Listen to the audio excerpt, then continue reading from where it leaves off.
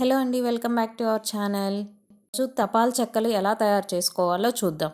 తపాల్ చెక్కలకు కావాల్సిన పదార్థాలు: ఉల్లిపాయ, అల్లం ముక్కలు, పచ్చిమిర్చి, కరివేపాకు, జీలకర్ర, 1 గంట ముందు నానబెట్టి పెట్టుకున్న పచ్చిశనగపప్పు, ఒక గిన్నెలో బియ్యపిండి తీసుకోవాలి.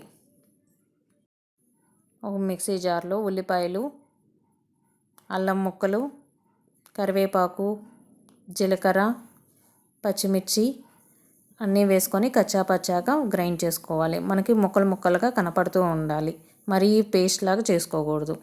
మనకి ఈ కన్సిస్టెన్సీ వచ్చిన దాకా మనం గ్రైండ్ చేసుకోవాలి. మనకి ఇలా ముక్కలు ముక్కలుగా కనపడుతూ ఉండాలి. ఇప్పుడు వీటిని బియ్యపిండిలో వేసుకోవాలి. ఇందులో మనం ముందుగా నానబెట్టి పెట్టుకున్న పచ్చిశనగపప్పు వేసుకోవాలి. అలానే ఒక 2 స్పూన్ల బటర్ వేసుకోవాలి. రుచికి సరిపడా ఉప్పు వేసుకోవాలి. అలానే ఒక 2 స్పూన్ల పంచదార వేసుకోవాలి. పంచదార వేసుకుంటే టేస్ట్ చాలా బాగుంటుంది.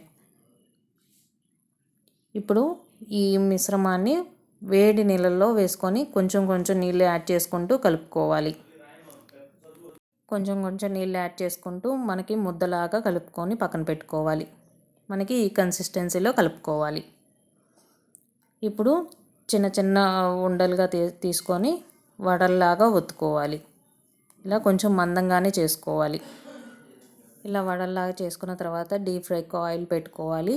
ఆయిల్ కొంచెం హీట్ అయిన తర్వాత మనం ఈ తపాల్ చెక్కల్ని ఆయిల్లో ఫ్రై చేసుకోవాలి.